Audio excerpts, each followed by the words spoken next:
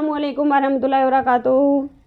तो उम्मीद करते हैं आप सब खैरियत से होंगे। तो बने रहिएगा हमारे साथ शुरू से आखिर तक। हम लेके आते हैं आपके लिए बहुत दुनिया और आखिरत की भलाई, यानी हम आपके लिए वो चीज़ लेके आते हैं जो हमें ज़िंदगी में सुकून अता करती है, हर वक्त सुकून अता करती है। क्योंकि हम सोचते हैं हमने कोई अच्छा काम तो किया जिससे हमारा अल्लाह राज़ी तो हुआ। हम आपके लिए वो ही चीज़ लेके आते हैं, सिर्फ वो चीज़ जो आपके काम आने वाली है दुनिया और आखिरत में। तो चलिए बने रहिएगा, क्योंकि बहुत अच्छा किस्सा होने वाला है। उसे सुनकर आपकी रूह कांप जाएगी। अगर वाकई में एक सच्चे मुसलमान हो, अच्छे इंसान हो तो इसे ज़्यादा से ज़्यादा शेयर करें, सदका जारिया समझकर। अगर आपको वीडियो वाकई में पसंद आती है लाइक शेयर सब्सक्राइब करें। अगर आप पहली बार जुड़ रहे हैं तो सब्सक्राइब करें। तो चलिए, क्योंकि ये बहुत ही ज़्यादा ज़रूरी बातें होती हैं हमारी ज़िंदगी के लिए। जैसे हमारी ज़िंदगी के लिए खाना ज़रूरी है, वैसे ही हमें अपने बारे में जानना भी ज़रूरी है। क्योंकि हम मौत की तरफ इतने रफ्तार से बढ़ रही है, मौत हमारी तरफ, हम उस दोजक की तरफ बढ़ रहे हैं। क्योंकि मौत हमारे पीछे दौड़ रही है और हम दोजक की तरफ दौड़ रहे हैं कि हम उसमें, क्योंकि हमें उसमें ढकेल दिया जाएगा। खुद ही हम दौड़ रहे हैं दोजक की तरफ, मौत हमारे पीछे दौड़ रही है। हमें पता ही नहीं है हम किस दर भाग रहे हैं और किधर हमारे पीछे कौन है। तो हमें ये देखना है अपने आप में कि हम कर क्या रहे हैं, हम क्या कर रहे हैं। खुद को देखना है, खुद को टटोलना है, तब जाके आप एक अच्छे इंसान, एक अच्छे मुसलमान। मौत आना खुश नसीबी की बात है, बुरी बात नहीं है। मौत से इंसान डरता है। क्यों डरता है? ये ज़िंदगी ही बहुत बुरी चीज़ है ज़िंदगी। क्योंकि ये इंसान जो दीमक की तरह खाए जा रहा है इंसान को, क्योंकि सांस नहीं लेने देता। लेकिन इंसान मौत से डरता है। अल्लाह ताला मौत दे के इंसान को इस बुराइयों से बचा लेता है। मौत दे के अल्लाह ताला अपने प्यारे को बचा लेता है कि इस गंदगी में अब तेरा कोई काम नहीं है, अब मेरे को तेरी ज़रूरत है।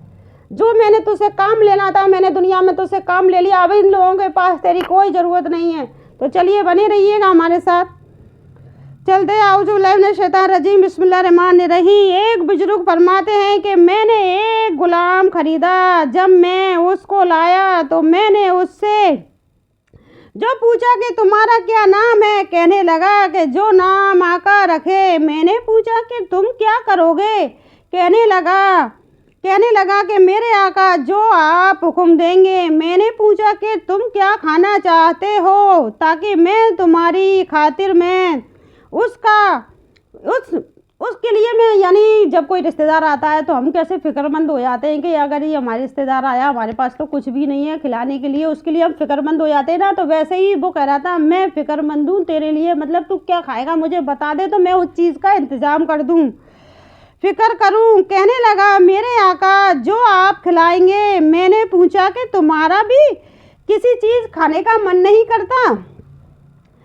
तो कहने लगा आका के सामने गुलाम की ख्वाहिश क्या चीज़ है। आका के सामने गुलाम की ख्वाहिश की क्या चीज़ है? जो आका की मर्ज़ी से वही गुलाम की ख्वाहिश है, जो आका की मर्ज़ी है वही गुलाम की ख्वाहिश है।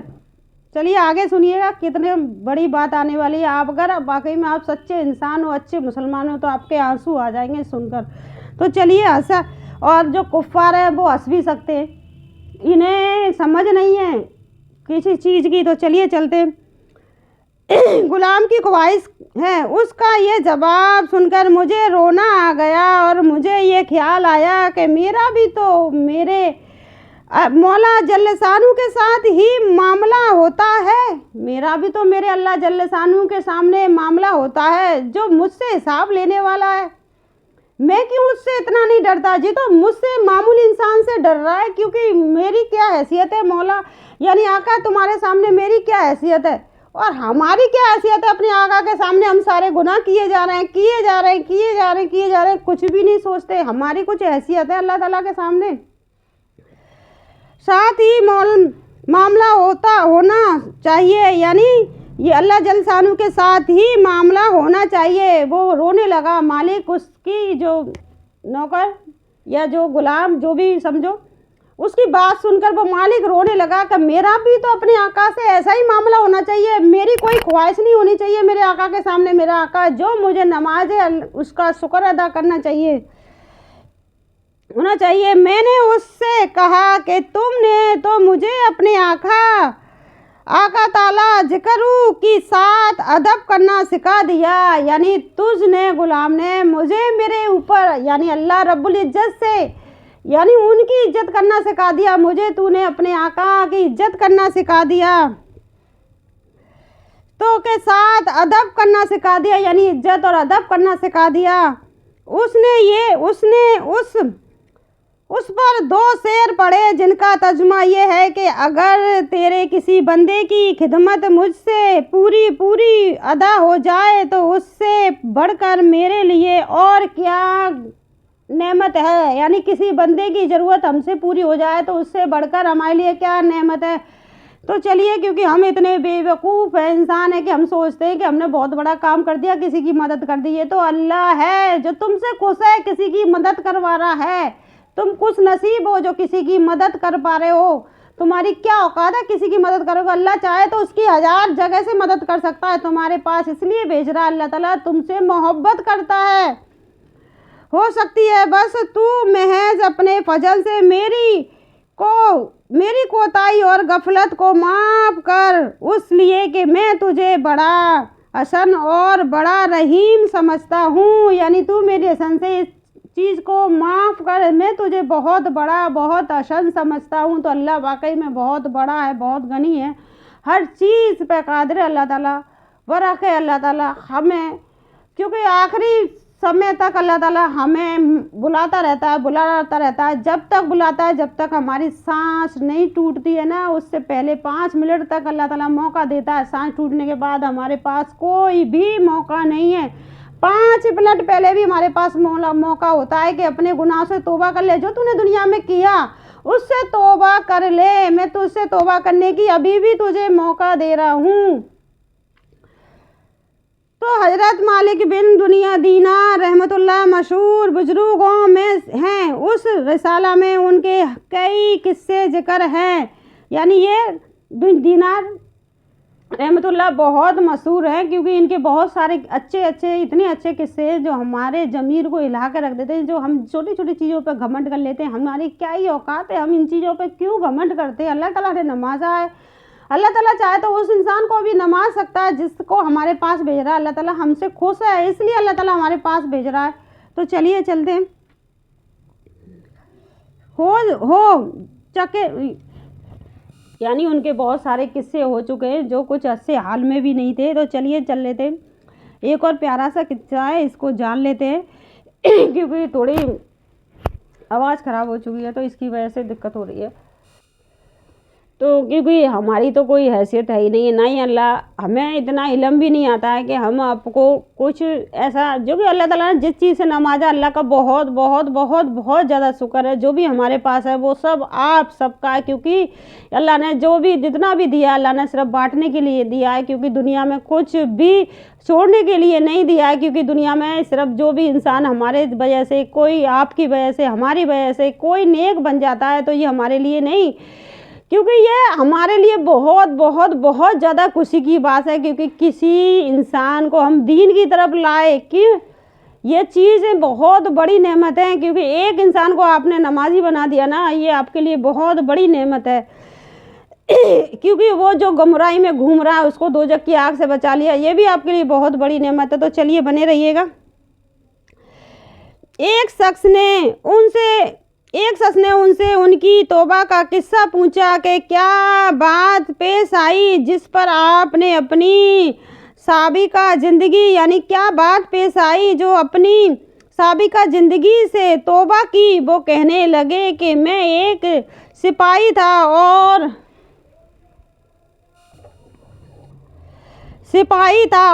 शराब का बहुत शौकीन और बहुत आदी था। हर वक्त शराब ही में मशगूल रहता था। मैंने एक बांदी खरीदी जो बहुत खूबसूरत थी और मुझे उससे बहुत ताल्लुक़ था। उससे मेरे एक लड़की पैदा हुई। मुझे उस लड़की से भी मोहब्बत थी और वो लड़की मुझसे बहुत मायूस थी, यहाँ तक कि वो लड़की से भी उसे बहुत मोहब्बत थी उस शराबी को। तो वो लड़की, आगे बने रहिएगा, बहुत ही प्यारा किस्सा है। पाँव चलने लगी, यानी पापैयाँ चलने लगी। चलने लगी तो उस वक्त मुझे उस शराब का गिलास पीने के लिए लेता वो मेरे हाथ में से छीन कर मेरे कपड़ों पर फेंक देती। मोहब्बत की ज़्यादती की वजह से उसको डांटने को दिल ना मानता, यानी वो मेरी शराब के गिलास को लेकर फेंक देती थी, कपड़ों पर ही छींटे पड़ जाती थी, फिर भी इतनी मोहब्बत करता था वो शराबी बोला, मैं इतनी मोहब्बत करता था कि उसे मुझे डांटने का मन नहीं करता था। जब वो 2 बरस की हो गई तो उसका इंतकाल हो गया। उस सदमा ने मेरे दिल में जख्म कर दिया। एक दिन 15 शहबान की रात थी, मैं शराब में मस्त था, ईशा की नमाज भी ना पढ़ी, उस हाल में सो गया। मैंने खाम में देखा कि इसरा कायम यानी असर कायम हो गया है। खाम में देखा कि असर कायम हो गया है, लोग कब्रों से निकल रहे हैं, मैं भी उन लोगों में हूँ जो मैदान असर की तरफ जा रहे हैं। मैंने अपने पीछे कुछ आहट सी सुनी, मैंने जो मुर्द कर दी, यानी उन्हें कुछ आहट सी महसूस हुई। मुर्दा को देखा तो एक बहुत बड़ा काला असर यानी अशदहा मेरे पीछे दौड़ा हुआ आ रहा था। एक बहुत बड़ा काला जो असर यानी आगे बढ़ते हैं दौड़ा आ रहा है, उसकी खेरी आंखें, उसकी गहरी गहरी आंखें हैं, मुंह खुला हुआ है और बेतहाशा मेरी तरफ दौड़ा हुआ आ रहा है। मैं उसके डर से घबरा रहा, यानी जब खाम में हम चोर वोरों की वजह से डर की वजह से भगते ना, देखा हो कभी भी खाब तो चोर पड़ जाते, कभी कोई पड़ जाता, कभी भूत कोई चोर, जैसे भी ये भगता है इंसान डर की वजह से बचने की वजह से, ऐसे ही वो भग रहा है खाम में घबरा कर। खौफ ज़्यादा यानी बहुत ज़्यादा डर रहा है, ज़्यादा जोर से भाग रहा हूँ और मेरे पीछे भागा चला आ रहा है। सामने मुझे एक बूढ़े मियाँ निहायती निफस लिबास, निहायती महकती हुई खुशबू उनमें से आ रही है मिले हैं, यानी एक बुजुर्ग जो बहुत ही निहायती अच्छी खुशबू आ रही है, बहुत ही महक खुशबू आ रही है अच्छी, मिले हैं। मैंने उनको सलाम किया, इन्होंने जवाब दिया। मैंने उनसे कहा खुदा के वास्ते मेरी मदद कीजिए। वो कहने लगा मैं ज़ईफ़ आदमी हूँ, ये बहुत खूबी है, यानी ये बहुत ताकतवर है, मैं तो बूढ़ा आदमी हूँ, ये मेरी काबू का नहीं है, लेकिन तू भागा चला जा, शायद आगे कोई चीज़ ऐसी मिल जाए यानी तू भागा चला जा, शायद कोई ऐसी चीज़ तुझे मिल जाए जो बचा ले, तेरी कोई नेकी मिल जाए जो इससे तुझे बचा ले, उसने नजात का सबक बन जाए, यानी तेरा वो नजात का सबक बन जाए। मैं बेतासा भागा जा रहा था, मुझे एक टीला नज़र पड़ा, मैं उस पर चढ़ गया, मगर वहाँ चढ़ते ही मुझे जहन्नुम की दहकती हुई आग, उस ढील के पेड़ यानी उस दहकती हुई, जैसे वो पहाड़ी पर चढ़ा उस पहाड़ी पर दहकती हुई जहन्नुम की आग नजर पड़ी। उसकी दहशतनाक सूरत और उसके मंजर नजर आने, उन सब हालात के देखने के बावजूद उस सांप की इतनी दहशत मुझ पर सवार थी और ऐसी तरह भागा जा रहा था कि मैं करीब ही था कि जहन्नुम के घड़े में जा पड़ूं। इतने में वो जहन्नुम के घड़े में इतना करीब था कि गिर ही जाऊंगा। एक जोर की आवाज़ मुझे सुनाई दी, कोई कह रहा है कि पीछे हट, यानी एक जोर की आवाज़ सुनाई दी कि जैसे कोई कह रहा हो पीछे हट जा, पीछे हट, तू उन जहन्नमी लोगों में से नहीं है। मैं वहाँ से फिर पीछे को दौड़ा और वो सांप भी मेरे पीछे को लौटा आया। मुझे फिर वो बड़े मियाँ सफ़ेद लिबास में नज़र पड़े। मैंने उनसे फिर कहा कि मैंने पहली भी दरख्वास्त की थी कि उस असरदे से किसी तरह बचा ले, यानी वही फिर से मियाँ मिले बड़े बुजुर्ग, तो उनसे दरख्वास्त की थी, मैंने पहले भी की थी, मुझे किसी तरह इस सांप से बचा ले, तो आपने कबूल न किया। वो बड़े मियाँ रोने लगे और कहने लगे मैं बहुत ज़ईफ़ हूँ, ये बहुत खूबी यानी बहुत ताकतवर है, उसका मुकाबला नहीं कर सकता। अलबत्ता सामने ये एक दूसरी पहाड़ी है, उस पर चढ़ जा। यानी ये अभी ये सामने दूसरी पहाड़ी है तो इस पर चढ़ जा। उस में मुसलमानों की कुछ इमानतें रखी हैं, इसमें मुसलमानों की कुछ अमानतें रखी हैं, इस पहाड़ी पर चढ़ जा। मुमकिन है तेरी भी कोई ऐसी चीज़ अमानत रखी हो जिसकी मदद से उस असर दे से बच सकते हैं। भागा हुआ उस पर गया और वो असर वहाँ मेरे पीछे पीछे चला आ रहा है। वहाँ मैंने देखा कि एक गोल पहाड़ है, उसमें बहुत से ताक खड़े घड़ियाँ खुले हुए हैं, उन पर पुरते यानी बहुत से ताक घड़ियाँ खुली हुई हैं। तो वहाँ गोल घेरा यानी पर्दे पड़े हुए हैं, उन पर्दों में उनने देखा कि ये देखा हर खिड़की के 2 आड़ है, यानी खिड़की हर एक खिड़की में 2 आड़ है सोने की, जिन पर याकूत चढ़े हुए हैं और मोतियों से लदे हुए हैं, और हर कबाड़ पर एक रेशमी पर्दा पड़ा हुआ है। हर कबाड़ पर एक रेशमी पर्दा पड़ा हुआ है। मैंने जब उस पर चढ़ने लगा तो फरिश्तों ने आवाज़ दी कि कबाड़ खोल दो, ऊपर दे, यानी कबाड़ खोल दो, कबाड़ को, दरवाजे को कबाड़ खोल दो और पर्दे उठा दो और बाहर निकल आओ। शायद उस परेशान हाल की कोई अमानत तुम में से ऐसी हो जो उस वक्त उसको उस मुसीबत से नजात दे। उसकी आवाज़ के साथ ही एकदम कबाड़ खुल गई और पर्दे उठ गए और उसमें से चांदी जैसी सूरतों के बहुत से बच्चे निकले। मगर मैं इंतहाई परेशान था कि वो सांप मेरे बिल्कुल ही पास आ गया था। इतने में वो बच्चे चिल्लाने लगे, अरे तुम सब जल्दी निकल आओ, सांप तो उसके पास ही आ गया। उस पर फौजों की फौजें बच्चों की निकल आई, उनमें दफ्ता यानी मेरी फौजों की फौजें बच्चों की निकल आई, उसमें दाफ्ता मेरी निगाह अपनी उस 2 साला बच्ची पर पड़ी जो मर गई थी। वो मुझे देखते ही रोने लगी और कहने लगी, खुदा की कसम ये तो मेरे अब्बा हैं, और ये कहते ही तेरी को यानी यही कहते हुए तैर की तरह गोद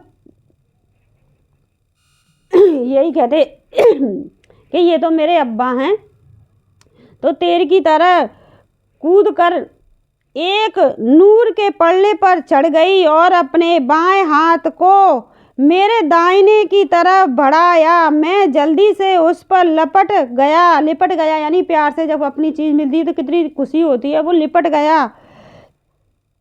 फिर चढ़ गई और अपने बाएं हाथ को मेरे दाहिने की तरफ बढ़ाया। मैं जल्दी से उस पर लिपट गया और उसने अपने दाहिने हाथ को उस सांप की तरफ बढ़ाया। वो फौरन पीछे को भागने लगा। फिर उसने मुझसे हटाया और खुद मेरी गोद में बैठ गई, यानी मुझसे जो सांप पीछे भाग रहा था, एक हाथ से अब्बा को पकड़ लिया, दूसरे हाथ से सांप को हटा दिया, बैठ गई और अपने दाहिने हाथ को मेरी दाढ़ी पर फेरने लगी और कहने लगी, मेरे अब्बा जान, अलम या निल्लज़ीना आमनू, यानी सूरह, इसका मतलब क्या, ईमान वालों में से जो लोग गुनाहों में मुब्तला रहते हैं उनके लिए उस बात का वक्त भी तक नहीं है, यानी उन जो ईमान वाले जो इन गुनाहों में मुब्तला रहते हैं, बात का वक्त अभी तक नहीं आया कि उनके दिल अल्लाह के जिक्र के वास्ते और उस हक बात के वास्ते जो उन पर नाजिल हुई है झुक जाए, यानी अल्लाह के वास्ते झुक जाए और जो बात हक की है उसके लिए झुक जाए। लेकिन नहीं, आज भी उन लोगों के लिए वो वक्त नहीं आया, हकीकत में नहीं आया, क्योंकि इंसान झूठ पर जी रहा है।